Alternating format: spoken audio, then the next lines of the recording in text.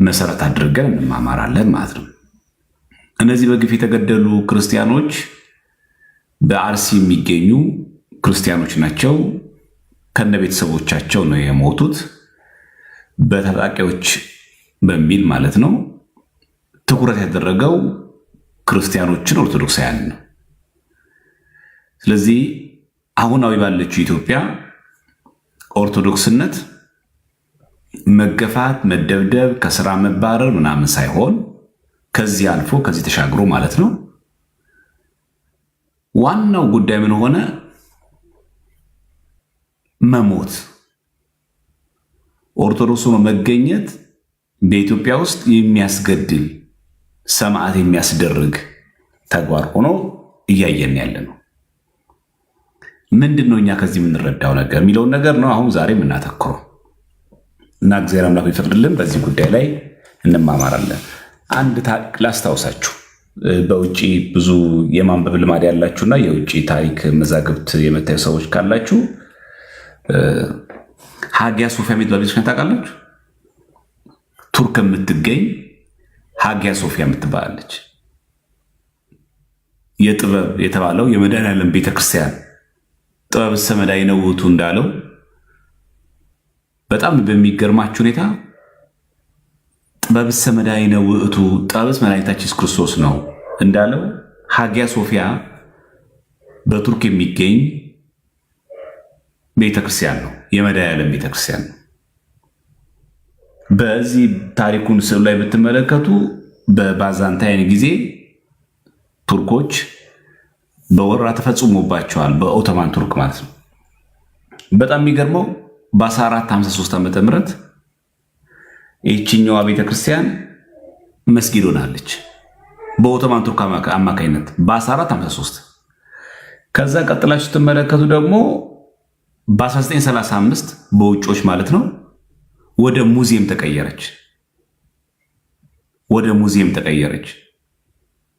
በ2020 ማለት ነው በዛ ደግሞ ተመልሳ መስጊድ ሆነች። ተመልከቱ። አሁን እንግዲህ ቱርክ ኢስታንቡል አሁን ዋና ከተማዋ መጀመሪያ የነበረችው ኢስታንቡል ናት። አሁን ነው አንካራ የተባለችው። ኢስታንቡል የመጀመሪያ ስሟ ቁስጥንጥንያ፣ ክርስቲያኖች በጣም በብዙ ቁጥር የነበሩባት፣ አምልኮተ እግዚአብሔር የሚፈጸምባት፣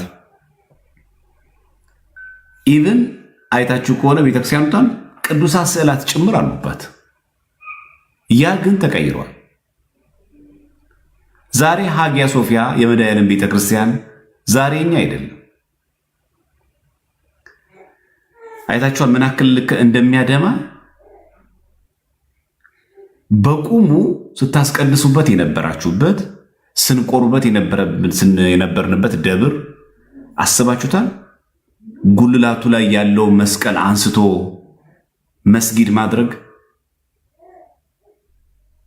በቱርክ እኮ ሆኗል ይሄ። እና ይሄ በጣም ምን ያክል አደገኛ እንደሆነ እንረዳለን ማለት ነው የሃጊያ ሶፊያ። እና በተለይ ይሄ እነ ቅዱስ ዮሐንስ አፈወርቅ ድካም፣ የቀደምት አባቶቻችን ድካም የት እንደሚደርስ ተመልከቱ።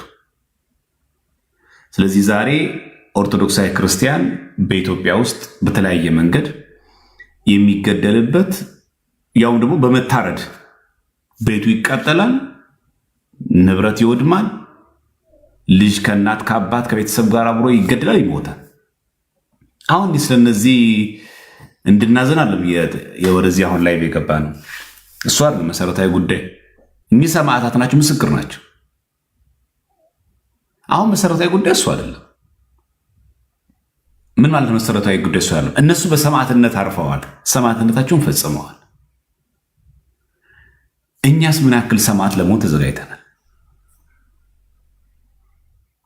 ተውት። በአንገት ሰጥቶ ለክርስቶስ ምስክር መሆን እሱ ደረጃ ላይ መድረስ ሌላ፣ እሱ ሌላ ጥፋት ነው፣ ሌላ ጥንካሬ ይጠይቃል። እሱ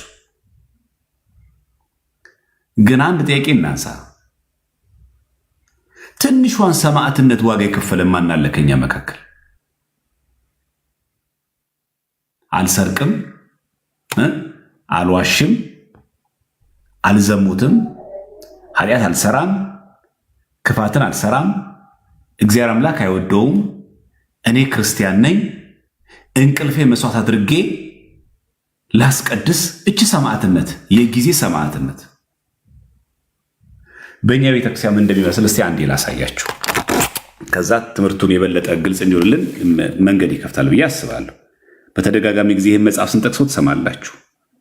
መጽሐፈ ቅዳሴ ከቀድሞ አባቶች ሲወርድ የመጣው ንባቡና ትርጓሜው ማለት ነው። በዚህ መጽሐፍ ላይ ይህ በትንሣኤ ማተሚያ ድርጅት የታተመ ነው።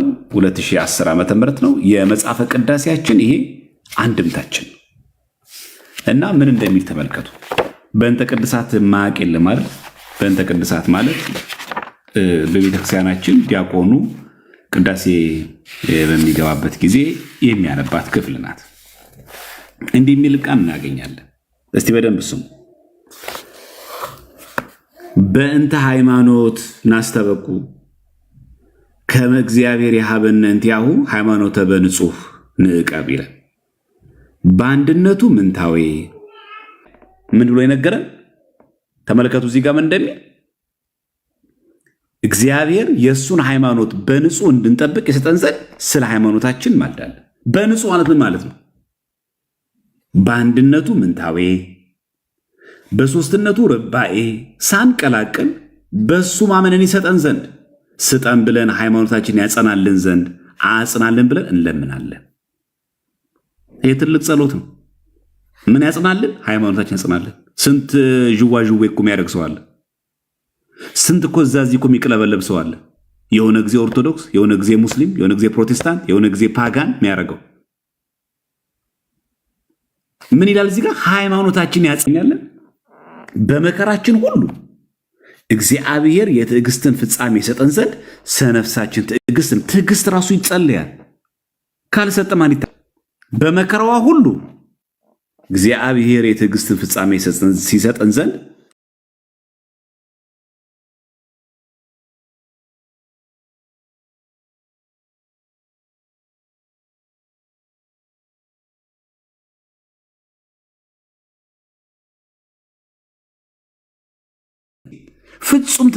ፍጹም ትዕግስት ይሰጠን ዘንድ ምን ማለት ነው? ከባድ በሆነ ፈተና ጊዜ ከባድ ትዕግስት፣ ትልቅ መከራ ሲደርስብን ትልቅ ትዕግስት እግዚአብሔር አምላክ ይስጠን። አሁን ኢትዮጵያ ላይ ሁላችንም ያስፈልገን ይሄ አንድም ይላል ትዕግስትን ያስፈጽመን ዘንድ አስፈጽመንን ብለን እንምላለን። የሆነ ጊዜ ታጋሽ የሆነ ሰው አለ አሳይቹ ትዕግስትን አስፈጽመን ማለት ትልቅ ጸሎት ነው። አንዳንድ ታጋሽ ሰው አለ ግን ይላል መጨረሻ ላይ እኔ ትዕግስቴ አሁን የተሟጠጠ ነው ይላል። የእኛ ትዕግስት እንታገስን የሆነ ጊዜ ትዕግስታችን ሲሟጠጥ እንቀየራለን። እዚህ ጋር ያለ የኛ አንድምታችን አንድም ትዕግስቱን ያስፈጽመን ዘንድ አይታችሁ እሱ ቢቀበል ማለት ነው። ይሄ ትልቅ መታደል ነው። ሐዋርያው ቅዱስ ጴጥሮስ ይህንን በጣም አስረግጦ ሲያስተምር ምን ይላል መሰላችሁ? በአንደኛ ጴጥሮስ ምዕራፍ 4 ቁጥር 16 ላይ ክርስቲያን እንደሚሆን ግን ይላል። በደንብ ስሙ። ምን እንደሚሆን? ክርስቲያን የተባለው በማን ነው?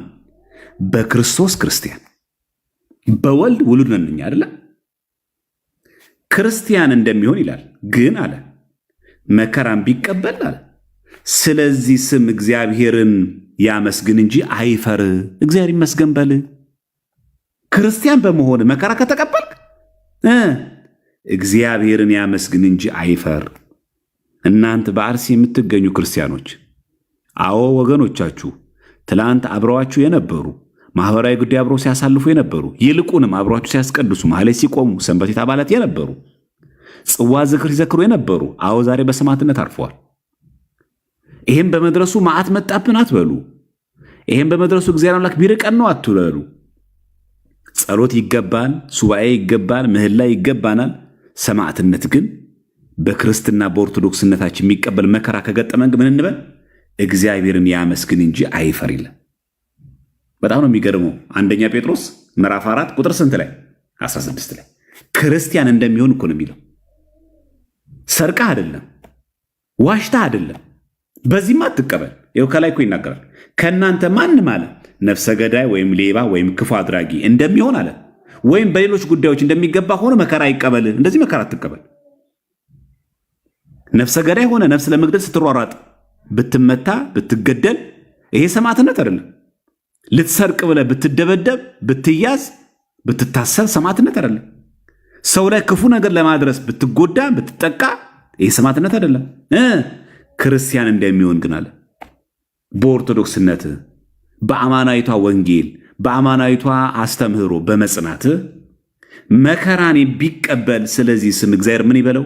ያመስግን እንጂ አይፈር። አናፍርምኛ። የሰማዕታቱ በረከት በሁላችን ላይ ይደርብን። አትፈሩ ነው የሚለው። እግዚአብሔርን ያመስግን፣ እንደው ጨራሽ ያመስግን እኮ ነው የሚለው። ብትሆን እድለኛ ነህ፣ አትፈር፣ አይዞ፣ እንደውም እግዚአብሔርን አመስግነው። ሰማዕት ለመሆን አይገባኝም በል። ለዚህ እኮ ነው አባታችን ጻድቁ አባታችን አቡነ ተክለ ሃይማኖት እባክህን በሰማዕትነት እንዳር ፍቀድልኝ ያሉት። በጣም ደስ የሚያሰኝ ነገር ነው። ፍቀድልኝ የሚለመን ነው። አይታችኋል። ሰማዕትነት ምንማጸነው አብጽም ቢታገሱ ሰማዕትነት ነውና ይሄ ነው። ፍርድ አለማጓደል ሰማዕትነት ነው። እውነት መመስከር ሰማዕትነት ነው። ዛሬ እውነት በሚዲያ ሁሉ ሽምጥጥ አድርጋ አልተካደችም። ስንት አስመሳይና ቃላባይ ሰው አላያችሁ? ከውጭ አይደለም እኮ ከኛ ከቤተክርስቲያን አገልጋዮች የመጨረሻ አስመሳይ በሚያስፈራና በሚያስደነግጥ በመንበር ፊት ተብሎ በሚጸልይበት በዚህ ቤተክርስቲያናችን ውስጥ ማን ነው እውነትን የሚናገራት? እውነት ቢመሰክሩ አንድም ኪያሆሙ ግዘ ይላል። እነዚያን አብነት አድርገን እነማን ከኛ በፊት ያሉ በሰማዕትነት ያረፉ ልክ እንደዚህ እንደ አርሲ ባሉ ክርስቲያኖች ሰማዕታት አብነት አድርገን መከራ እንቀበል ዘንድ መቀበሉን ስጠን እባክህ፣ እንደነሱ አድርገን። አታምጣብን እኮ አይደለም፣ ወደዛ አድርግልን አይደለም። ስንጸልይ ብለን የምንጸልየው አቤቱ ወደ ፈተና አታግባን ከክፉ ሁሉ አድነን እንጂ። ጌታችንን በግልጽ ሲነግረን በዓለም ሳላችሁ መከራ አለባችሁ አይደል? ከዛስ በዚህ ደግሞ እንዳንፈራ ምን አለን? አይዟችሁ እኔ ግን ዓለምን አሸንፌዋለሁ። ምን ማለት ነው? ዓለምን እኔ እንዳሸነፍኩት እናንተ ማሸነፍ የምትችሉበትን ኃይል፣ አቅሙን፣ ስልጣኑን ሰጣችኋለሁ። ሰማዕትነት የሚለመን ነው። ሰማዕትነት ማለት በስለት በእሳት ብቻ መንደድ አይደለም። ይሄ ማን ትምህርት ነው? የተሻናችሁ ትምህርት። በጣም የሚገርመው አሁን ስለ ሰማዕታት ብቻ አይደለም የሚያወራው። እስቲ ወደ ቀሳውስትና ደግሞ ወደ ዲያቆናት እንሂድ እና ምዕመናን ደግሞ ራሳችን ነው። መቼም እዚህ ላይቭ ላይ ቀሳውስት ትኖራላችሁ ስለማስብ ነው። ስለ ቀሳውስት ማልዳር ይላል። ምንድነው ስለ ቀሳውስት የሚለምነው? እንዲህ ይለናል፣ የክህነትን ስልጣን ከነሱ እግዚአብሔር እንዳያርቅ። አያችሁ ንግግሩ። የክህነትን ስልጣን እግዚአብሔር አምላክ ይወስዳል። የክህነትን ስልጣን ከነሱ እግዚአብሔር እንዳያርቅ መትጋትን እሱ መፍራትን እስከ ፍጻሜ ይሰጥልን ዘንድ ድካማቸውን ይቀበል ዘንድ ስለማን? ስለ ቀሳውስት እንማልዳለን። እስቲ አንድምታው ምን እንመልከት። ምን ይለናል? ከሾመ እንዳይሽራቸው፣ ስልጣነ ክህነትን እንዳያርቅባቸው አትሻራቸው። እግዚአብሔር ያጽናልን። በእውነት ከሾመ እንዳይሽራቸው። እግዚአብሔር ከናቀ ከባድ ነው። መሻር አለ ማለት ነው። ከተሾመ በኋላ ቅስናውን በአግባቡ ካልተጠቀመው ካህኑ ክህነቱን በትክክል ካልተገለገለበት ከሾመ እንዳይሽራቸው፣ ስልጣነ ክህነትን እንዳያርቅባቸው አትሻራቸው ባክን። ለቀሳውስትም ለቄሶችም ጸሎት ያስፈልጋል። ከዛስ አታርቅባቸው። ምን ስጥ? ጻሕቀ ለምግባር ለትሩፋት መትጋትን ስጣቸው። ለምን ይትጉ ካህናት? ለምግባር፣ ከምግባር አልፎ ደግሞ ለትሩፋት ከታዘዘው በላይ። ምግባር ማለት የታዘዘው ማድረግ ነው። በነገራችን ስድስቱን ቃላት ወንጌል መፈጸም፣ ከስድስቱ ቃላት ወንጌል በተጨማሪ ስንሰራስ ለትሩፋት። ስለዚህ ካህን ለምግባር ለትሩፋት መትጋትን ስጣቸው። ወፍርሃተ ዚአሁ ለምን? በስጋችን ይቀስፈናል በነፍሳችን ይፈርድብናል ብለው መፍራትንም እስከ ጊዜ ሞት ያሳድርባቸው ዘንድ አሳድርባቸው። እውነት ነው፣ ይቀስፋል እግዚአብሔር፣ በነፍሳችን ደግሞ በኋላ ከሞት ማለት ይፈርድብናል ብለው መፍራትን ስጣቸው። እንዲህ ካረጉ በጎ የንስሐ አባት ይሆናል። በጎ ቀዳሽ ይሆናል፣ በጎ አጥማቂ ይሆናል፣ በጎ ሰባኪ ይሆናል። በምን አሳድርባቸው? እስከ ሞት ድረስ አጁ በስጋችን ይቀስፈናል፣ በነፍሳችን ይፈርድብናል ብለው መፍራትን እስከ ጊዜ ሞት ያሳድርባቸው ዘንድ አሳድርባቸው፣ ድካመ ነፍሳቸውንም ይቀበልላቸው ብለን እንለምናለን። እባክን ተቀበላቸው። ይሄ ማን ነው? ካህናት። የዲያቆናትስ? ፈጽመው ሊፋጠኑ መፋጠንን እግዚአብሔር ይሰጣቸው ዘንድ በቅድስና የሚቀርቡ ዘንድ ድካማቸውና ፍቅራቸውን ያስብ ዘንድ ስለ ዲያቆናት እንማልዳለን። ይህ ስለ ቀሳውስት ነው። ከሾመ እንዳይሸራቸው፣ ስልጣነ ክህነትን እንዳያርቅባቸው አትሻራቸው። ለምግባር ለትሩፋት መትጋትን ስጣቸው። ስለዚህ ካህኑ ለምግባር ለትሩፋት እግዚአብሔርን እየፈራ ከተጋ ሰማዕትነት ነው። ከፍቅረ ነዋይ ርቆ፣ ከትዕቢት ርቆ፣ ከስስት ርቆ ካህኑ በዚህ መንገድ አበነፍስ ከሆነ ሰማዕትነት ነው። ዲያቆናትስ? ብዙ ዲያቆናት ስላለ ስንጽፍም ስለማናፍር አንዳንዶቻችን ቲክቶክንም ስንከፍተው ዩቲዩብም ስንከፍት ፌስቡክም በስማችን ስንከፍት ዲያቆን ብለን ስንጽፍ አናፍርም። አንዳንዶቻችን የሚነቀፍ አይደለም እየኖር ነው ከሆነ ግን ዲያቆናት ምን ይላል? እስኪ ሊተጉ ፍጹም ትጋትን ይሰጣቸው ዘንድ ስጣቸው ብለን ሀተታ ድዊ መጠየቅ፣ ሙት መቅበር። ምን መጠየቅ? ድዊ መጠየቅ፣ የታመመ ሰው መጠየቅ። አሁን እውነት ዲያቆናት የታመመ ሰው እየጠየቅን ያለ ነው? የት ነው ውሏችን? ይሄንን የጻፍኩት ስትቀድስ የምትለው አይደል? ይሄንን ምን ብለህ ፈጽመው ሊፋጠኑ መፋጠን ይሰጣቸው ዘንድ። ምንድን ነው የሚፋጠኑት? የ5000 ሩጫ ነው? ማራቶን ነው? መኪና ሲነዱ ሞተር ሲነዱ ነው የሚፈጥኑት? ፈጽመው ሊፋጠኑ መፋጠንን እግዚአብሔር ይሰጣቸው ዘንድ በቅድስና የሚቀርቡ ዘንድ ድካማቸውና ፍቅራቸውን ያስቡ ዘንድ ስለ ዲያቆናት እንማልዳለን። ምን አለ? መፋጠን ማለት ድዊ መጠየቅ፣ እግዚአብሔር ይማርህ ማለት። እንቀጥል። ሙት መቅበር። መጠጥ ቤት አይደለም የሚለው፣ ናይት ክለብ አይደለም የሚለው፣ የፕሪሚየር ሊግ ጨዋታ ላይ አይደለም የሚለው። የት ነው የምንፋጠነው? ለነገር ወይስ ለማስታረቅ? ለምን እንፋጠናለን? ለስሙ ዲያቆን ነን። ለምን እንፋጠናለን? ሰዎችን ለማጋጨት ወይስ ለማስታረቅ? የታመመ ሰው እግዚአብሔር ይማር ለማለት ነው። በነገራችን የታመመ ሲባል ይሄ ታይፎይድ፣ ኤችአይቪ ቫይረስ፣ ደም ግፊት ምናምን ብቻ ማለት አይደለም። በሃይማኖት የታመሙ ብዙ ሰዎች አሉ። ረዳት ያጡ ሰዎች ብዙ ሰዎች አሉ። መካሪ ያጡ ሰዎች አሉ። የታመሙ አሉ። ሊናቸው የታመመባቸው፣ ልባቸው የደማባቸው ሰዎች አሉ። እነዚህን ጠይቃቸዋለን። ምን ያደርጋል ታዲያ? የጥምቀት ቀን፣ የፋሲካ ቀን ቤተ መቅደስ ገብተን ቀድሰን መውጣት ብቻ ምን ያደርጋል? ይቀድሱ እኮ አይደለም የሚለው። ቅዳሴ የማይገባል እኮ ተልእኮ ነው። የሚፋጠነው ግን ለምንድን ይላል? ድዊ መጠየቅ፣ ሙት መቅበር። ከዛስ ተልእኮተ ካህናት ወይ ኤጲስቆጶሳት። ምን ማለት ነው? ለካህናትና ለኤጲስቆጶሳት መታዘዝ፣ መላላክ። ዛሬ ቅዳሴ ላይ ዲያቆኑና ካህን ትከሻ ለትከሻ አልተለካከኑ? ካህኑን አክብሮ የሚታዘዝ ዲያቆን አለ ወይስ ገልምጦና ገፍትሮ የሚያልፍ ነው ያለው? እንቀጥል። ቶክፎ ነግድ። በጣም ይገርማል እኮ ደግሞ። አሁን እኛ ምን ውስጥ ነው ያለነው? ግን በእውነት እንግዳ መቀበል እኛ እንደዚህ ነው። እንኳን ካያችሁ እንግዳ ስንቀበል ብሔር አናይም፣ ጎሳ አናይም፣ መልክ አናይም፣ ሰፈር አናይም፣ ዕውቀት አናይም፣ አለባበስ አናይም፣ መልክ አናይም። ሁሉም ሰው እንግዳ አድርጎ ተቀብሎ። እውነት ይሄንን ህይወት የተገበራችሁ ዲያቆናት ካላችሁ እድለኛ ናችሁ። ይሄንን ከጠበቃችሁ ሰማዕትነት ነው። ካህናትም ልክ እንደዚሁ በዚህ መንገድ ከተጓዙ ሰማዕት ናቸው። እኛም በዚህ መንገድ ከተጓዝን ሰማዕት ነን። ምን የሚያስመካ ነገር አለን ታዲያ? አሁን እኛ እዚህ ውስጥ ያለን ሰዎች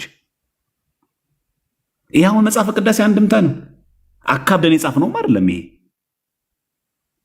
በቅርብ የታተመም አይደለም። ይሄ ድዊ መጠየቅ ልባቸው የደማባቸው ብዙ ሰዎች አሉ ጎረቤቱ። አንድ ቀን ግን ጎረቤት ያሉ ዲያቆን አይቷቸው አያውቅም። ግን አንዱ ተልእኮ ምንድነው? ድዊ መጠየቅ ነው። ሳንጠይቃቸው የሞቱ ሰዎች የሉ። ዛሬ ነገ እንጠይቃለን እያለን ያልቀበርናቸው ሞቶች የሉ። ዛሬ በግሮሰሪ አይደለንም። ዛሬ ናይት ክለብ አንገባም። ዛሬ አንጨፍርም። ዛሬ አንደንስም። ዛሬ አንዘሙትም። ሰማዕትነት ማለት ይሄ ነው። ለዚህ ነገር መቆም ነው። እሺ ይሄን ብቻ ማድረግ ነው? ድዊ መጠየቅ፣ ሙት መቅበር፣ ካህናትና ዲያቆን ከኤጲስቆጶሳትን መላላክ፣ እንግዳ መቀበል ብቻ ነው አይደለም። ወበቅድስና ይቅረቡ ምን ማለት ነው? በንጽህና በቅድስና ሆነው ይቀርቡ ዘንድ። በጣም ይገርማል። በምን? በንጽህናና በቅድስና። ስለዚህ ዲያቆን ንጹህ መሆን አለበት። ዲያቆን ቅዱስ መሆን አለበት። ንጹህ ነን፣ ቤት ይቁጠረው። ቅዱስ ነን፣ ቤት ይቁጠረው። በንጽህናና አለሚለው በቅድስና ሆነው ይቀርቡ ዘንድ ጻማሆሙ ፍቅሮሙ ይዘክር። ድካማቸውን ፍቅራቸውን ይቀበላቸው ዘንድ ተቀበላቸው ብለን እንለምናለን። ምን ይቀበላቸው ዘንድ? ድካማቸው፣ ይሄ ሁሉ መሯሯጣቸው፣ ድዊ እየጠየቁ ሙት እየቀበሩ ካህናትና ዲያቆናቶቹን ጳጳስ ኤጲስቆጶስ ሲያዛቸው ሲጠሯቸው አቤት ሲልኳቸው ወዴት እያሉ እንግዳ ብሔር ጎሳ ሳይሆን የሚቀበሉ ስንት የዲያቆን ዘረኛ አለ፣ ስንት የቤተ ክህነት ዘረኛ አለ። ጎሳ እየመረጠ የሚያበላ፣ ጎሳ እየመረጠ የሚያቀርብ፣ ጎሳ እየመረጠ እንኳን ሰላም የሚል የእግዚአብሔር ሰላምታው ተወክፎ ነግድ። እንግዳ ተቀበል ነው የተባልከው። ማንም ይሁን ማን፣ ሴትም ይሁን ወንድ፣ አማራም ይሁን ኦሮሞ፣ ምንም ይሁን ብሔሩ፣ ለምን የሌላ ሀገር ዜጋ ይሁን ክርስቶስ የሞተለት ሰው ነው ማለት። ይህን ሳኖረው እኮ ነው ከዚህ ቤት ወጣን፣ ተሐድሶ ሆንኩኝ፣ ድሮ ዲያቆን ነበርኩኝ፣ ቀዳሽ ነበርኩኝ፣ ባለዜማ እኮ ነው፣ ድምፃዊ ነው። ይሄ ነው ተግባርም። ይህን ብቻ እየሰራ እንደፈለግኩን አይልም። በቃ ከተላላኩኝ፣ የታመመ ከጠየቅኩኝ፣ ሙት ከቀበርኩኝ፣ ሰዎችን በእንግድነት ዝቅ ብዬ ከተቀበልኩኝ፣ ካህንና ኤጲስቆጶስ ከታዘዝኩኝ በቃኝ እንዳንል በቅድስናና በንጽህና ሆነው ይቀርቡ ዘንድ። አንተ ደግሞ ቅዱስ መሆን አለብህ። ደግሞ ህይወትህ ራሱ የጸሎት ህይወትህ፣ የቁርባን ህይወትህ፣ የስግደት ህይወትህ፣ መንፈሳዊ ህይወትህ ራሱ ንጹህ መሆን አለበት። ማን ነው ዲያቆን? እኔን ጨምሮ ማን ነው በዚህ ህግ የሚማረው? ማን ነው ይህን ህግ ተግብሮ እየፈጸመ ያለው? እኔን ጨምሮ ማን አለ? እንደው አንዳንዴ አታፍሩም? በእውነት ህጉን ስናየው ዜማ ላይ ብቻ ትንጥልጥለን ያለን፣ የበዓላት ቀን ልብሰ ተክህኖ አድርገን ብቻ መልቀቅን፣ ፎቶ መልቀቅን እንደ አንድ ድቁና ግብር አድርገን። አዎ ድቁና አያሳፍርም። እግዚአብሔር ማገልገል ደስ ያሰኛል፣ ያኮራል። ይሄ ግን ህይወት አለ? በንጽህና በቅድስና ነው የምንኖረው? እየቀረበ ነው በዛ ነው። በጣም ይገርም ደግሞ ድካማቸው ነው ምናቸው? ፍቅራቸውን። ፍቅር አለን፣ ፍቅር እንሰጣለን። ድካማቸውን ፍቅራቸውን ተቀበላቸው። እግዚአብሔር አምላክ የሚቀበለው ምኑን ነው? የዚህ ሁሉ ድካም፣ የዚህ ሁሉ ይህን ስናደርገው በምን? በፍቅር። እንግዳ ስንቀበል በፍቅር፣ ስንላላክም በፍቅር፣ በትህትና እኔ አይገባኝም በማለት ይሄ ነው። ይሄ ካህናት ነው፣ ይሄ ዲያቆናት ነው። አሁን በዚህ መሰረት እዚህ ያለን ሰዎች ተውት። አሁን ሚዲያ ላይ ያለ ሰው ይህን ቲክቶክ የማይከታተል ዲያቆኑ ተውትና፣ እዚህ ያለ ሰው ማን ነው ይህን ህግ የሚፈጽመው? ማን ነው ሰማዕት? ማን ነው በህጉ የሚጓዝ? ማን ነው በስርዓቱ የሚጓዝ? እሺ ስለ ምዕመናንስ አለ? አሁን ምዕመናን ደግሞ አይ ይሄ እኮ ዲያቆናት የሚመለከተው እንዳቱ ደግሞ የኛም አለ፣ የምንም አለው። ምን የሚል ስለ ደናግል እንለምናለን። ምን? ወንዶችም ሴቶችም ደናግለ ስጋ ደናግለ ነፍስ ናቸው። የስጋ ድንግልና አለ፣ የነፍስም ድንግልና አለ። አያችሁ፣ ደናግለ ስጋ ደናግለ ነፍስ ይላል። የስጋ ድንግልና ማለት ሩካቤ ስጋ ሳይፈጽሙ ከጋብቻ በፊት ራስን ጠብቆ መኖር። ደናግለ ነፍስስ ነፍስ እንዳትመኝ ወይ ጊዜውን ባገኝ ኖሮ አማራጩና ሁኔታዎች ቢመቻቹ ሊኖሮ ከእሷ ጋር በመንጣፍ በተገናኘ ሁሉ መመኘት። ደናግለ ይህ ብቻ አይደለም። በነገራችን ላይ በስጋ መርከስ አለ። ዝሙት ብቻ እኮ አይደለም። በነገራችን ላይ ከሴት ጋር ከተቃራኒ ጾታ ጋር ብቻ መተኛት ማለት እኮ አይደለም። በነገራችን ብዙ ሰው ዝሙት ብሎ ሲናገር የተቃራኒ ጾታ ብቻ ይመስላል። አይደለም። የዚህ ዓለምን ፍትወት መመኘት ዝሙት ነው። ማን ነው ድንግል ታዲያ? ከአቅማችን በላይ የምንመኘው ነገር የለም። ይህንን ቅዳሴ ይህንን ድቁናን አቁምና የምትፈልገውን ብር እሰጥሃለሁ ቢባል ማን ነው ይቆመው? ይህን ኦርቶዶክስነትሽን አቁሚና የምትፈልጊውን ነገር ሁሉ እሰጥሻለሁ ቢባል ማን ነው የሚጸናው? ይሄ ነው ደናግለ ስጋ ደናግለ ነፍስ የሚባል።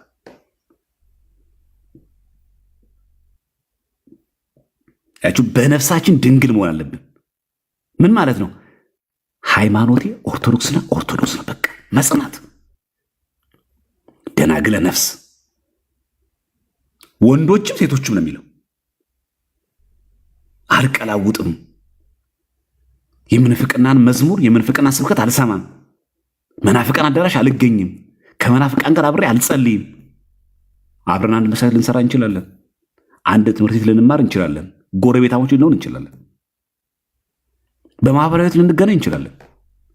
አንድ ቤተ መቅደስ ግን አንገናኝም። አንድ ቦታ ሰብስበን ግን አንጸልይም። በጋብቻ ጋር አንተሳሰርም። ደናግለ ነፍስ ማን አለ ከኛ ውስጥ?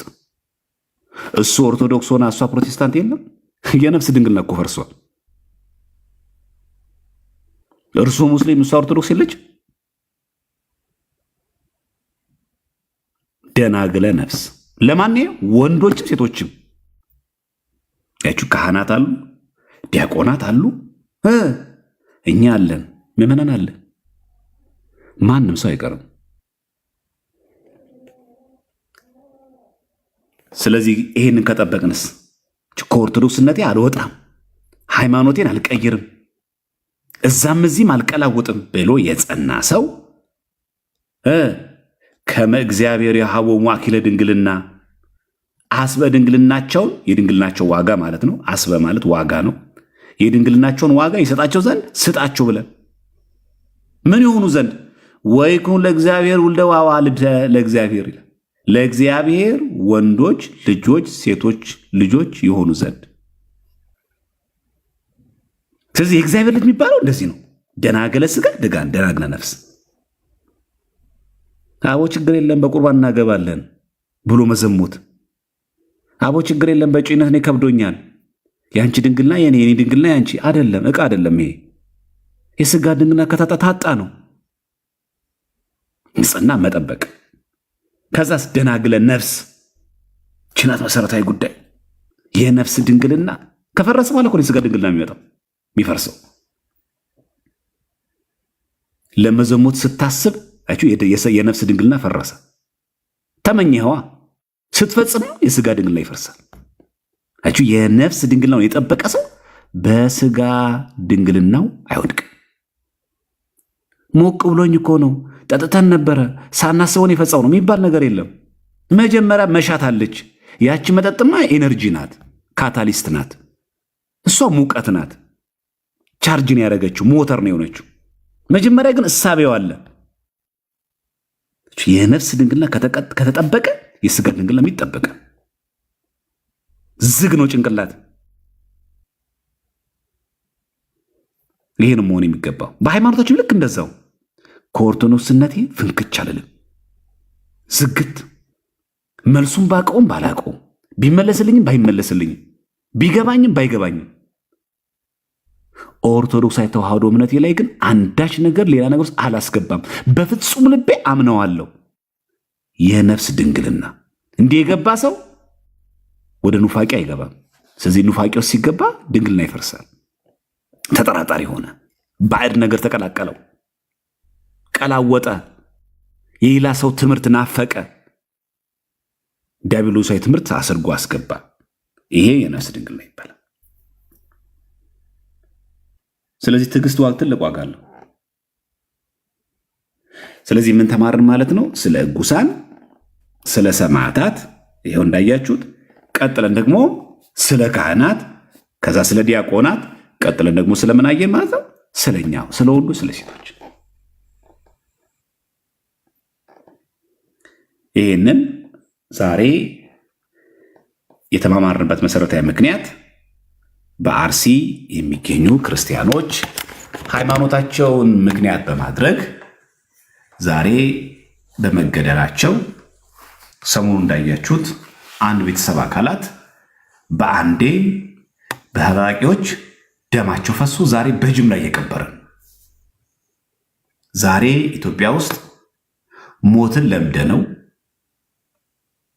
ኦርቶዶክስነት መሞት መሆኑን አምነን ያ ብቻ አይደለም፣ ከዛም ተሻግሮ አልፎ አሁን የሚያሳስበን ሞቱን ከመልመዳችን የተነሳ ስንት ሰው ሞተ ብለን ብዛቱ ነው የሚያስጨንቅ። አሁን ቀላል ነው። አንድ ሰው ተገደለ ተራ ነገር ነው። እንስሳ ሞተ እንደማለት ነው። ምንድነው ከነዚህ ሰማዕታት የምንረዳው? ምንድነው የምንማረው? በቤተክርስቲያናችን 3 አይነት ሰማዕትነት አለ። አረንጓዴ ሰማዕትነት አለ፣ ነጭ ሰማዕትነት አለ፣ ቀይ ሰማዕትነት አለ። አረንጓዴ ሰማዕትነት ማለት ጊዜን ሰዓትን ወስኖ ይዞ ለእግዚአብሔር ያስፈልገዋል። አሁን የረፍቴ ሰዓቴ ነው፣ ነገ ግን ሄጄ ቃለ እግዚአብሔር ልማር። እሁድ የረፍቴ ሰዓት ነው፣ ሄጄ ግን ላስቀድስ፣ ስጋው ደግሞ ልቀበል። ይሄ አረንጓዴ ሰማዕትነት ይባላል። ጊዜና ሰውተን ሄድ ነው። ሌላ ቦታ የምንሄድበትን በሌላ ቪዲዮ እያየን ፊልም እያየን ከጓደኞችን ጋር በየሳቅን በዋዛ ፈዛዛ የምናሳልፈውን ጊዜ ቃለ እግዚአብሔርን እየሰማን ቤተ እግዚአብሔር እያገለገልን እየተገለገልን የምናሳልፈው ጊዜ አረንጓዴ ሰማዕትነት ይባላል። ሁለተኛው ነጭ ሰማዕትነት ነው። ይሄ ለመነኮሳት ልብሴን፣ ጨርቄን፣ ማቄን፣ ቤቴን፣ እናት አባቴ ምናምን ሳይሉ ሁሉን ነገራቸውን ሸጠው ልክ እንደ እንጦንስ እንደ መቃርስ ለድሆች ሰጥተው የሚመንኑ ነጭ ሰማዕትነት። በዚህ ይመስለኛል የአራዳ ቋንቋ የሚመጣው። ኪሱ ነጭ ነው ከተባለ አንድ ሰው ባዶ ነው ማለት ነው። በቃ ነጭ ሰማዕትነት። ማቄን የለም፣ ጨርቄን የለም፣ እናት አባቴ የለም፣ ያን የመሰለ ቤት ያን የመሰለ መኪና የሚባል ነገር የለም። ሁሉን ነገር ለድሆች ሰጥቶ አስቀምጦ አይደለም ሰጥቶ መጽቶ ምጽዋት ሰጥቶ መመነን ነጭ ሰማዕትነት። ቀይ ሰማዕትነት ደግሞ አሁን እንዳየናቸው እንደ አርሲ ሰማዕታት አንገታቸውን ለሰይፍ የሰጡ ናቸው። በቃ እነሱ በክብር አረፉ። አማላጅነታቸው ከሁላችን ጋር። ስለዚህ ቅዱሳን ስለሆኑ ሰማዕታት እንማልዳለን ሲል ሰማዕትነት የሚለመን ነው። ቅድም ጴጥሮስ መልእክቱ እንደነገረ ምንድን ያለ ስለ እግዚአብሔር ብሎ መከራ የሚቀበል ሰው ክርስቲያን እንደመሆኑ ነው የሚለው። መከራ የሚቀበል ሰው ምን ያድርግ? እግዚአብሔርን ያመስግን እንጂ አይፈር። በሉ ሰማዕትነትን እንልመደው። በቃ ተዘጋጅተን እንኖር። ግን ቢያንስ እንኳን አረንጓዴው ሰማዕትነት ግን እንወጣ። ቢያንስ አረንጓዴው ዛሬ ጤና ሰጥቶን ማስቀደስ ዳገት የሆነብን ሰዎች፣ ዛሬ ስራ ሰጥቶን ገንዘብ ሰጥቶን እግዚአብሔር አምላክ አሳት በኩራት ማውጣት ዳገት የሆነብን ሰዎች፣ ረባካችሁ ቢያንስ አረንጓዴ ሰማዕትነት እንኳን እንወጣ። የአርሲ ሰማዕታት እኮ ብራቸውን አለም የሰጡት፣ ጊዜያቸውን ብቻ አለም የሰጡት። ራሳቸውን እኮ ሰጡ። ታረዱ እኮ፣ ደማቸው እኮ ፈሰሰ። በጅምላ እኮ ተቀበሩ። አሁን እኮ ታረዱ አለም እያልን ያለ ነው። ለአሳት በኩራት መታመን፣ ለምጽዋት መታመን፣ ለቅዳሴ መታመን። ይሄንን ካልጠበቅነውስ ይህን ያገኘነውን እኔ ጋር አይደርስም ያልነው ነገር እኛ ጋር ይመጣል። ጥንቃቄ በጣም አስፈላጊ ነው። አንዳንዶቻችን አጉል የሆነ መኮፈስ አለብን። ቅድም እንዳልነው በዚህ በሃጊያ ሶፊያ ቤተክርስቲያን ኦቶማን ቱርኮች ሃጊያ ሶፊያ የመድኃኔዓለም ቤተክርስቲያንን ወረው ከኦርቶዶክስ ቀምተው መስጊድ አድርገውታል። በ1935 ዓ.ም ደግሞ ተመልሶ ሙዚየም ሆኗል። እንግዲህ ከ1453 እስከ 1935 በእነዚህ ሁሉ ዓመታት ውስጥ መስጊድ ሆኗል። ግን እኮ ቤተክርስቲያን የነበረ ነው። በትክክል ካልሰራን የተያዝነውን የምናስቀድስበትም ይወሰድብሃል። ጌታችን በወንጌል ነግሮን የለ ላለው ይሰጠዋል፣ ለሌለው ግን ያው ያለው እንኳን ይወሰድበታል። በቃ አለቀ። ጠብቀው ኦርቶዶክስነትን ካከበርከው ይጨምርልሃል፣ ይጨምርልሻል። በተሰጠ ኦርቶዶክስነት በተሰጠ እድል ገብተን ማታስቀድስ፣ ገብተን ስጋው ደግሞ ማትቀበል፣ በተሰጠን ሰላም ገብተን እግዚአብሔር ማናገለግለው ከሆነ ያንን ያገኘነውን ሰላም ይነጥቃል እግዚአብሔር። እግዚአብሔር ከዚህ ፈተና ይጠብቀን። መች ሃጊያ ሶፊያ የሆነ ያን ነው። በነገራችን ላይ ቤተክርስቲያኑ እንደዛ ሊሆን 1953 ላይ ኦቶማን ቱርክ መጣ። የባዛንታይን ጊዜ ኦቶማን ቱርኮች ወረሯት ቱርክን። ኢስታንቡል ያለችዋን ቁስጥንጥንያ ያለችዋን የሃጊያ ሶፊያ የመድኃኔዓለም ቤተክርስቲያን ተወሰደ። መስጊድ ነው የሆነው። ጉላቱን አንስተው ጨረቃን የተከሉበት። አሁን አንዳንዶቻችሁ ምን ፌቨር ትጠብቃለች ኢትዮጵያ ውስጥ?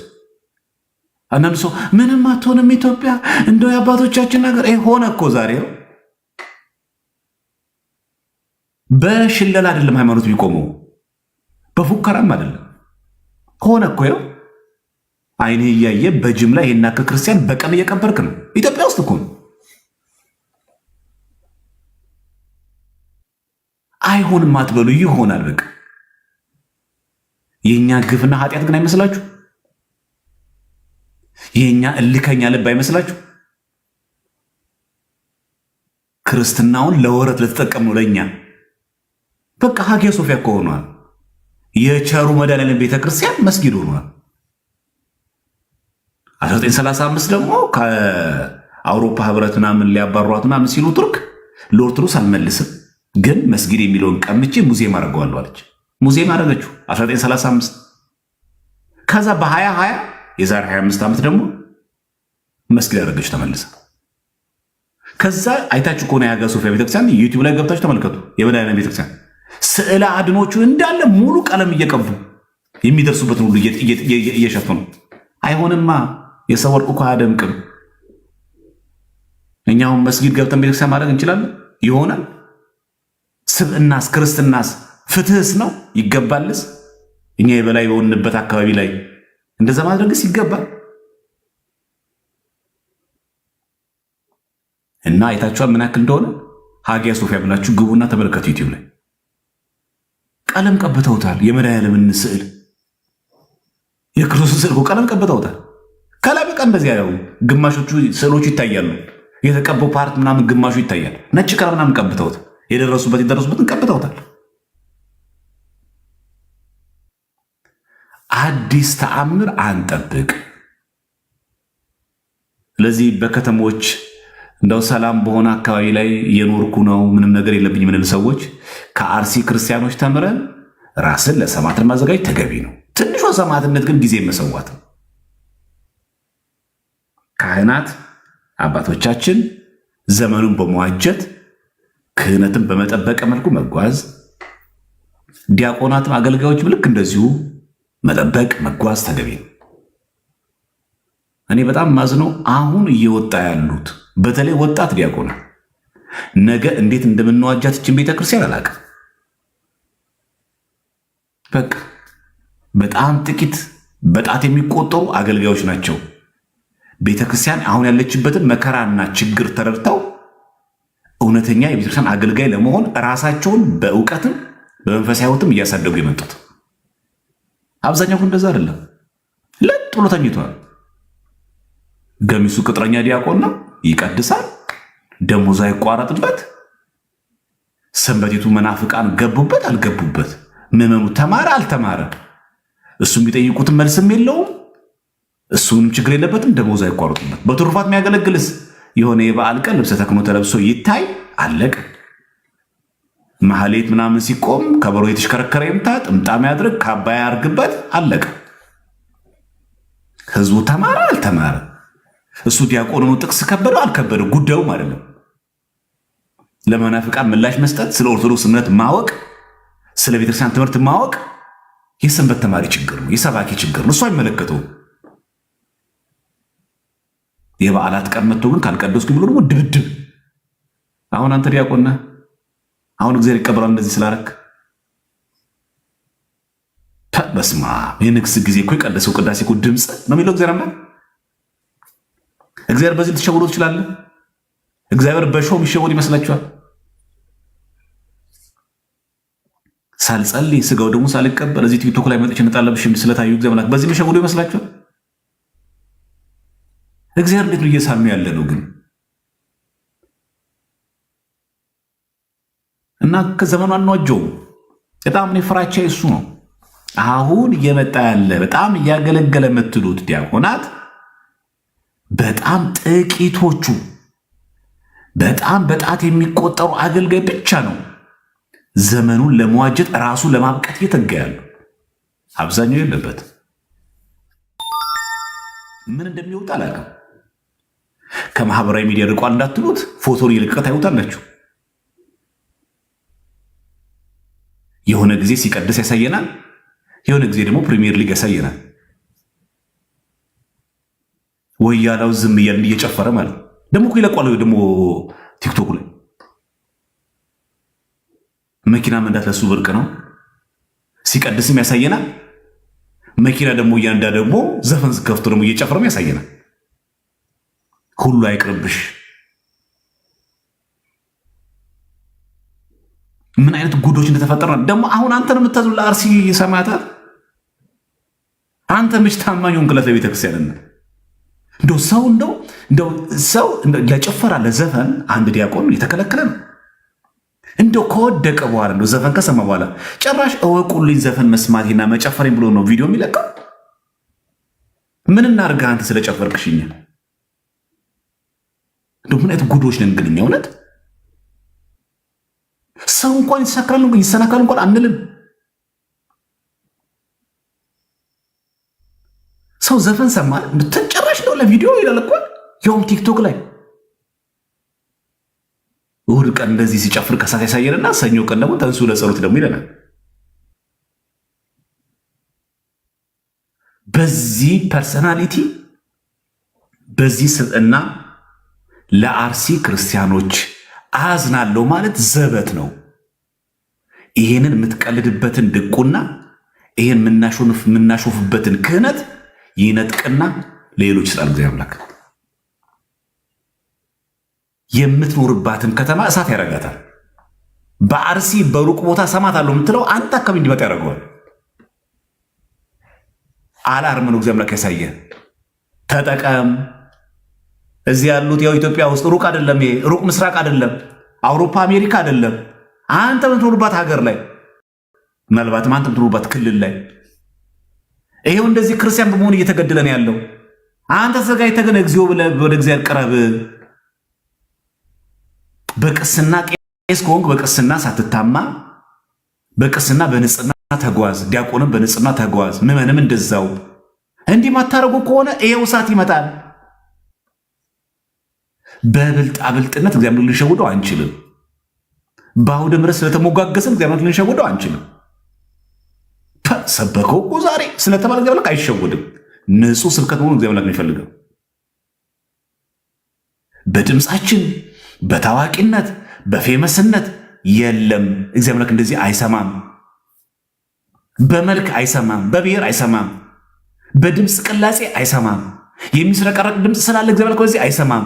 ንጹህ ልብ ቅድም እንዳነበብነው በንጽህና ያገለግሉ ዘንድ ነው የሚለው። በሉ እንግዲህ የአርሲ ሰማዕታትን እንምሰላችኋል። እንደነሱ እንኳን አንገታችንን ባንስጥ እንኳን ሰማዕት መሆኑ እንኳን መጨከር ቢከብደን እንኳን ቢያንስ ድቁ ነው እናክብረው እንጂ ቢያንስ በንጽህና እናገልግል እንጂ ነገ ስለ እምነት ብትጠየቅ እኔ ዲያቆን ብዬ እመልሳለሁ እንበል እንጂ ምን ያደርጋልኛ? ስታገኙ መንገድ ላይ በጣም ነው የምወደው በጣም ማደንቅ ምን ያደርጋልኛ? አንተ እዛ ናይት ክለብ እየገባልኝ ምን ያደርግልኛል? እኔ አርቲስት አይደለሁ፣ እኔ አክቲቪስት አይደለሁ። ምን ያደርግልናል? ለኛ ምን ይጠቅማል? ምን ፈርሙልን እንድንላችሁ ፈለጋችሁ? ምን ልታደርጉልን ነው? ለኛ አጠቃላይ ነገራችን ፎቶ ሆኖ ቁጭ ይበል ነው። በእውነት አጠቃላይ ነገራችን ሾው ሆኖ ቁጭ ይበል።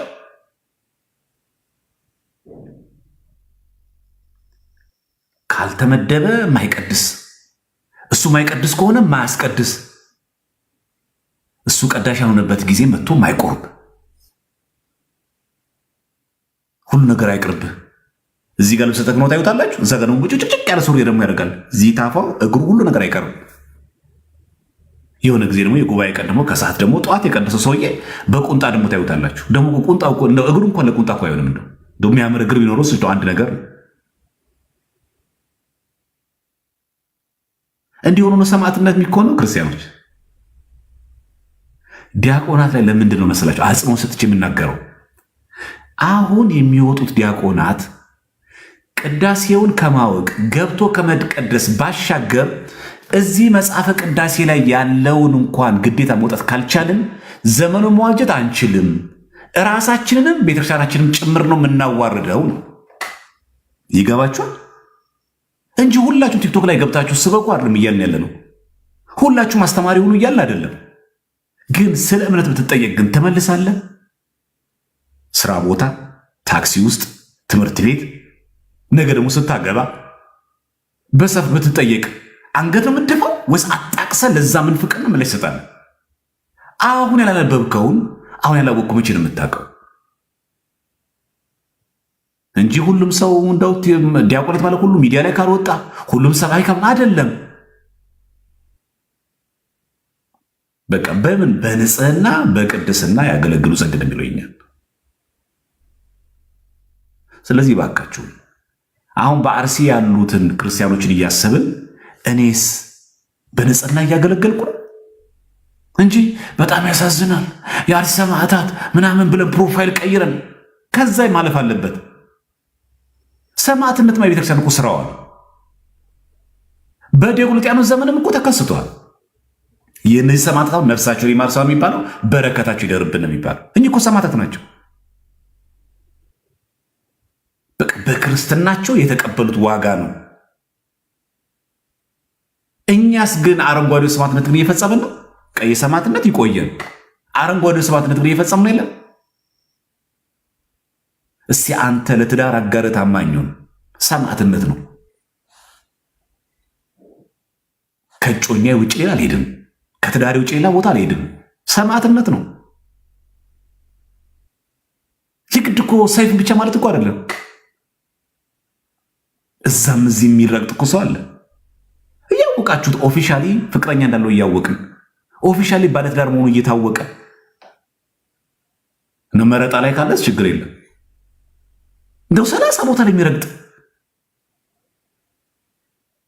ይሄ ሰማዕትነት። አንተም ወንድ አንቺም ምመን ሴት ይሆናችሁት ንጽህናችን ጠብቀን ከተጓዝን የሰማዕትነት ነው። ስለዚህ የአርሲ ሰማዕታት በረከታቸው ይደርብን እያለን እኛም ለሰማዕትነት መዘጋጀት አለብን። ከምን ጀምረን? ከአረንጓዴው ሰማዕትነት። እስቲ መጀመሪያ ጊዜ እንስጥ። ቀን ሙሉ ፊልም እየኮመኮም ከምትውል እስቲ አንድ የቅዳሴ አንድ ገጽ እስቲ እንኳን አንብበዋል። እስቲ አንድ ቃሪያ ሱሪ ብቻ ሳይሆን ቃሪያ አሳሰብ እስቲ ይኑርህ። እስቲ አራዳሁን ዛሬ የምሰብከው ምስባክ የዳዊት መዝሙር ምዕራፍ ይሄ ነው፣ አንድምታ ደግሞ ይሄ ነው ብለህ እስቲ ግባ። እስቲ አራዳ እንሁን። አራዳ ማለት እኮ ፕሪሚየር ሊግ የሚያይ ማለት እኮ አይደለም። አራዳ ማለት እኮ ፀጉሩን የሚያሳድግ ማለት እኮ አይደለም። አራዳ ማለት እኮ ቃሪያ ሱሪ የሚያደርግ ማለት እኮ አይደለም። የተባጨቀ ስር የሚያደርግ ማለት እኮ አይደለም። አራዳ ማለት እኮ ብሮክሲ ዴነሽ ፒስ የሚል እኮ አይደለም። አራዳ ማለት እኮ የተሻለ ትርጓሜ እኮ የሚያውቅ ማለት ነው። የገባው ማለት አይደል? ስለዚህ በንጽህና መመላለስ እጅግ በጣም አስፈላጊ ነው እና ቤተክርስቲያን እባካችሁን እንትቀማት።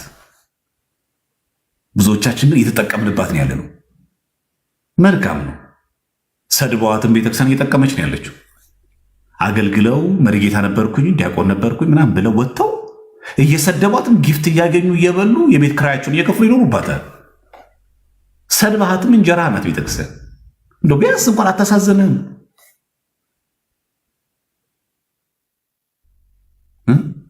ቤተክርስቲያን እንደገባ ውሻ በተገኘችበት አጋጣሚ ሁሉ ራሱን የተቀጠቀጠች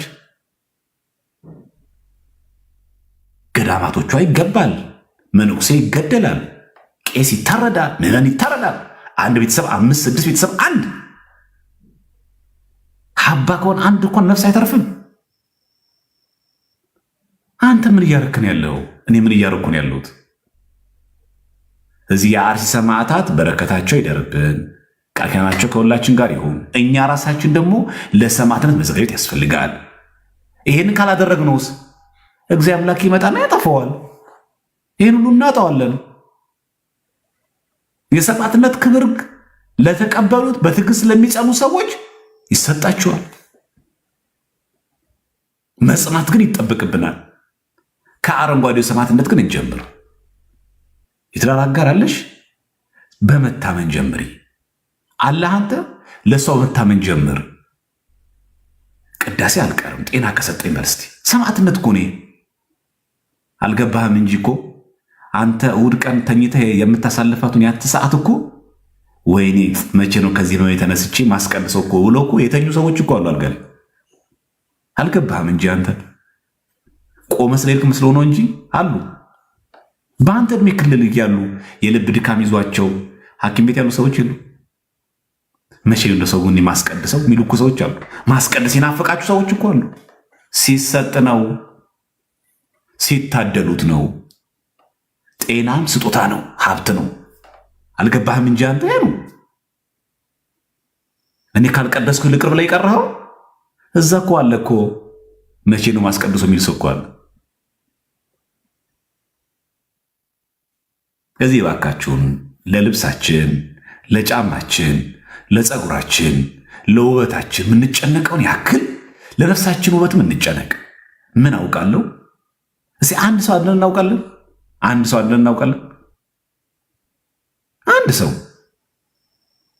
እኔ ዲያቆን ነኝ፣ እዚህ ደብር ነው ማገለግለው፣ ግን እንደዚህ አይነት ሰዎችን መክሬ ዘክሬ አስተምሬ ከምንፍቅና ከኑፋቄ ጠብቅ ያሉ ምንለው ሰው አለ?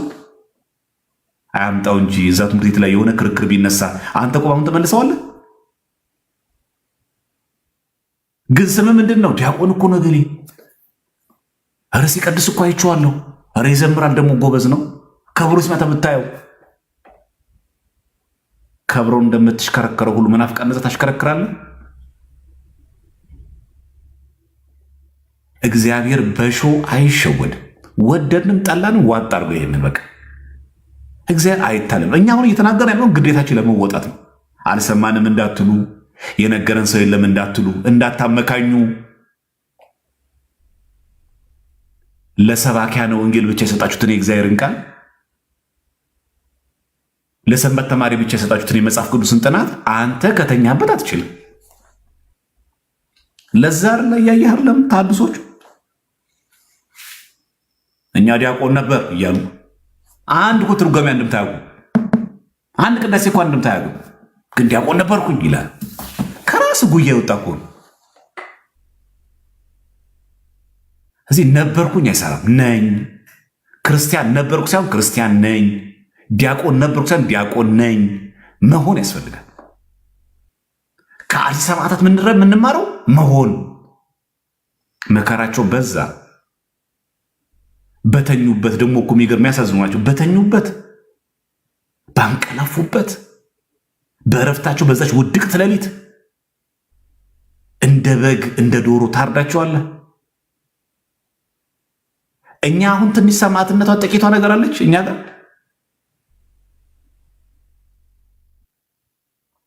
ከልብ የምታዝን ከሆነ ከልብ አልቀሰ ከሆነ ከልብ ልብሽ ደምቶ ከሆነ እስቲ ከነገ ጀምረሽ እስቲ ንስሐ አባት ከልሽ ንስሐ አባት ያዥ እስቲ ከነገ ጀምሮ እኔ እቆርባለሁ እስቲ እንበል እንጨክን። ስለዚህ አንገታቸው ለሰይፍ ሰጡ አይደል?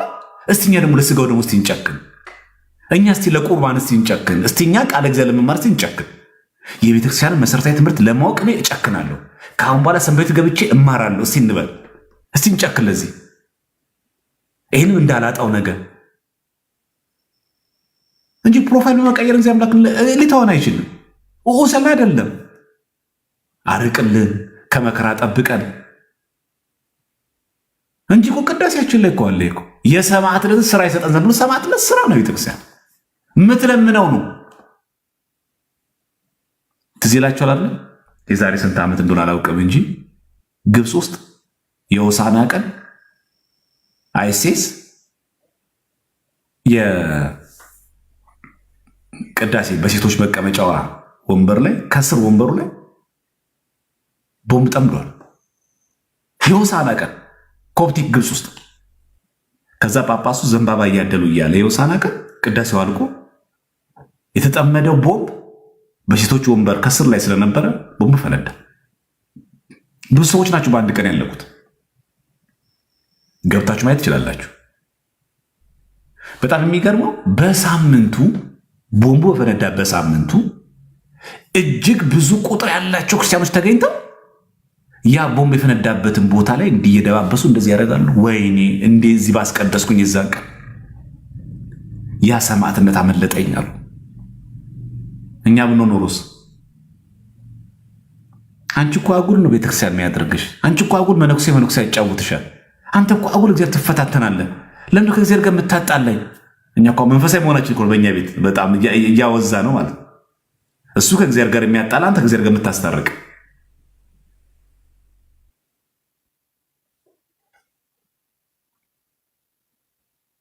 በቃ ይሄ እኮ መጽናት ነው። አይሹኛ ሰማዕታት ላይ እንዴት እንዳልሰራ በሳምንቱ ኮፕቲክ በዛ ቤተክርስቲያን ቦምብ በፈነዳ ቤተክርስቲያን የተገኘው ሰው ብዛት። እኛ እኮ በሳምንቱ አንገኝም። ዘውታል እኛ አንገኝም። እኛማ አሁን እኛ አምጣብን እንጂ ቤተክርስቲያናችን ውስጥ ወንበር ስር ቦምብ ፈንድቶ እኛ በማግስቱ ቤተክርስቲያን ልንገኝ አረ እንጮኻለን ብለን እንደው ምን አይነት ዘመን ደረስን? እንደው ምን የተረገመ ዘመን ነው? እንደው ምን አይነት ነገር ነው? አልለመድነውም ሰማዕትነት። ሰማዕትነት የቤተክርስቲያን ስራዋል። ሰርቀን አይሁን፣ ዋሽተን አይሁን፣ በክፋት አይሁን፣ ክርስቲያን እንደመሆን አለሚል ሁላችሁም በተለይ ላይፍ ከጨረስን በኋላ ማለት ነው የሐዋርያው የቅዱስ ጴጥሮስ መልእክት በአንደኛይቱ ማለት ነው ምዕራፍ 4 ቁጥር 16 ተመልከቱ። አንደኛ ጴጥሮስ ምዕራፍ 4 ቁጥር 16 ምን የምትል ቃል? ክርስቲያን እንደሚሆን ግን መከራን ቢቀበል ስለዚህ ስም እግዚአብሔርን ያመስገን እንጂ አይፈር። ምን እንደመሆኑ? ክርስቲያን እንደመሆን፣ ኦርቶዶክሳዊ እንደመሆን መከራ ብትቀበል እግዚአብሔርን ያመስግን። እድለኛ ነኝ በል። እኔን እንኳን ሰማዕት ያረከኝ ብትወደኝ ነው በል። እንዲህ ብለህ ጀምር። ስለዚህ የአርሲ ሰማዕታት በረከት በሁላችን ላይ ይደርብን። በእነዚህ ምንድን ብለን እኛ እግዚአብሔር ነፍሳቸውን ያሳርፍልን፣ በረከታቸው ደግሞ ይደርብን። ለሃይማኖታቸው፣ በክርስትናቸው፣ በኦርቶዶክስነታቸው መከራ ተቀበሉ። ምናማረው አይደለም። ይሄንን እንደውም ክፉ ዘመን ከዚህ የበለጠ ብዙ ክፉ ዘመን ቤተክርስቲያን አሳልፋለች። ዘመነ ሰማዕታትም ነበረና ከዚህም የከፋ ዘመን ነበረና፣ ስለዚህ ፕሮፋይላችን በሐዘን ቀናችን በሙሉ በለቅሶ ኢሞጂ መቀየር ሳይሆን ሰራተኛ ኃጢአት እናልቅስ። እነሱም እኮ አረፉ። ሰማዕታት እኮ ናቸው። ከበሩ እኮ እነሱ በአምላካቸው ፊት ጸደቁ እኮ እነሱ አምነው ላመኑለት ጌታ እኮ ሰማዕቱ ከበሩ። አሁን እኛ እናልቅስ ለራሳችን፣ እዛም እዚህ ለምናው ለደለድል ማለት ነው። ስንት ዘመን ቤተክርስቲያን ኖረን አንድ ቀን የቤተክርስቲያን ትምህርት ገዶን ለማያውቅ በቃ ለዲቤት ሲሆን ምንል ሰዎች፣ ቁጭውን መማር የማንወድ ሰዎች፣ ማንበብ የማንወድ ሰዎች፣ ቲክቶክ ላይ የሚያገለግሉ ሰዎች በሙሉ እንደ አድናቂ እኮ ነው የምናያቸው። ገራሚ ሰዎች እኮ ነው። እውነት እኔም እንደነሱ የቤተክርስቲያን ትምህርቴን በደንብ አውቄ ቢያንስ እንኳን አጠገብ ላሉ ሰዎች ለሰፈር ሰው ደርሳለሁ እንኳን አንልም እኮ። እገሌን እኮ በጣም ሰወደው ምን ያደርጋል? እንደዚህ አታሽቃብጡ፣ አታካብድ። ምን ያደርጋል ይሄ? እኛ ከሰማይ እኮ ድብ ብለን የወረድን እኮ አለንም እኮ። አንተ እዛ ደረጃ ደርሰሃል። በቃ እዛ ጋር ነው በቃ አለ ክርስቲያኖች። የሰው ተከታይ ቲፎዞ አታድምቁ። በቃ ከወደድክ ጸልይ፣ ወንድሞቻችንን እንጠብቅልን ብለህ ጸልይ። ውዳሴ ማርያም ጸሎት አስበን። ከዛ ቀጥለ ግን አንተ ራስ የቆምክበት አውድ አስተካክለው። ከጭፈራ፣ ከጫት፣ ከሲጋራ፣ ከተንኮል፣ ከዘረኝነት ውጣና እውነተኛ ዲያቆን፣ እውነተኛ ክርስቲያን ሆነህ ተገኝ። እስቲ ማህሌት አንቀርም ሲሆን እኮ የጽጌ ጾም መጾም ነው። የፈቃድ ጾም ነው። የጽጌ ጾም የፈቃድ ጾም ነው። የፈቃድ ጾም መጾም ነው። እንደው ካልቻልክ እንኳን ቢያንስ ማህሌት ጽጌ መቆም። ይሄው ማለት ጽጌ እኮ ሳትቆም ሊያልቅ ነው። ህዳር 6 እኮ ያልቃል። ምን እንደሆነ አታቆም፣ ግን ምን እንደሚወረብ አታቆም። ተገኝተን ታድመን አንድ ቀን በሳምንት አንድ የምትመጣዋ። ስለዚህ ስለ አርሲ ሰማዕታት ለማውራት ከልብ ለማዘን ለማወቅ አንተ በውዳሴ ማርያም አትታማ። እስቲ የጠዋት ውዳሴ ማርያም አታስታጉለው።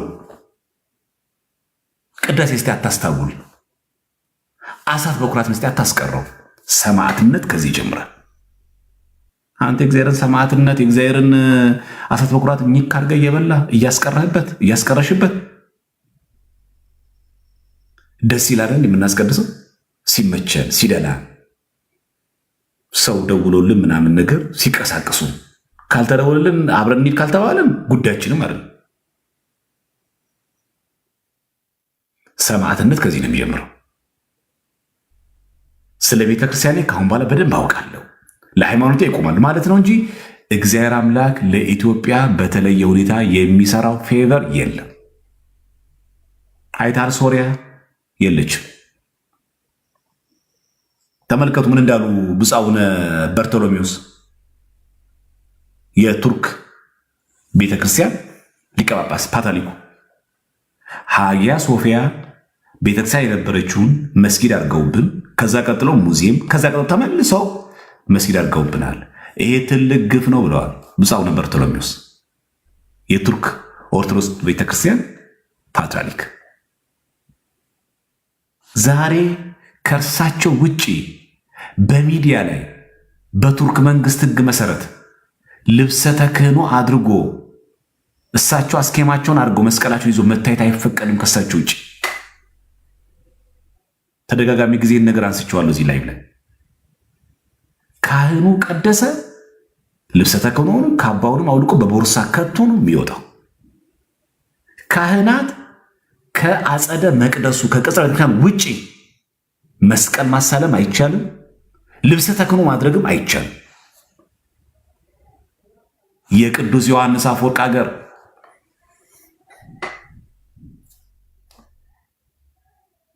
ጎርጎሪዎስ ዘንዚናዙ ወንጌል የሰበከባት ሀገር። ጎርጎሪዎስ እኮ ሲመጣ ቁስጥንጥንያ ላይ 4% ኦርቶዶክስ እኮ ነበር። 4% 96%ቱ ወልድ ፍጡር ነው የሚል ሎቱ ስብሐት።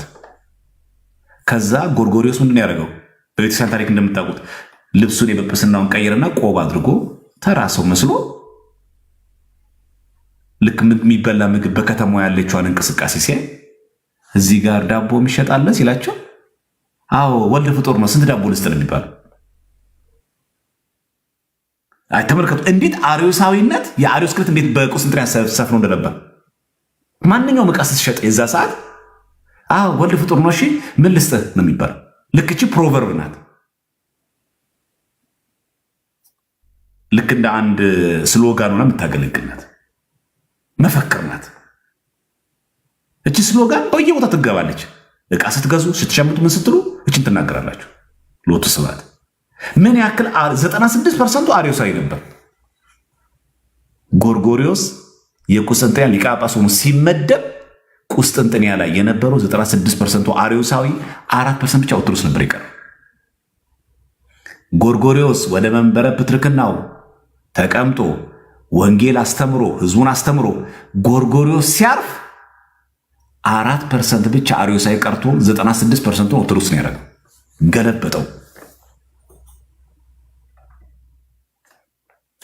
ይቀየራል። ይኸው ተቀየረ እኮ በየንግድ ቦታው፣ በየመሸጫው፣ በየገበያ ማዕከላት በሙሉ ወልድ ፍጡር ነው እሺ ተብሎ ዕቃ የሚሸምት የሚገዛ የነበረ ሰው ለሱ ክብር ምስጋና ይግባውና አምላካችንን ፈጣሪ ሆኖ ሳለ አምላካችን ሆኖ ሳለ ጎርጎርዮስ ሲያርፍ ግን ይህንን ፐርሰንት ገለበጠው። 96%ቱን ኦርቶዶክስ አድርጎ 4% ብቻ ቀረ። ያቺ ሀገር ናት ዛሬ እስላማዊ የሆነችው። በቃ እነ ጎርጎርዮስ ቀይተው ሰርተው አለፉ። እነ ቅዱስ ዮሐንስ አፈወርቅ ሰርተው አለፉ። ካልተጠበቀስ ይኸው ቱርክ ላይ ሆነ ይሆናል። በቃ ኢትዮጵያ ውስጥም ይሆናል። አንመጻደቅ። ምንም አትሆንም ኢትዮጵያ፣ ቤተክርስቲያን ምንም አትፈርስም፣ እኔ ምናምን ብለህ አትዘባነን። የሚሰራልን ፌቨር የለም።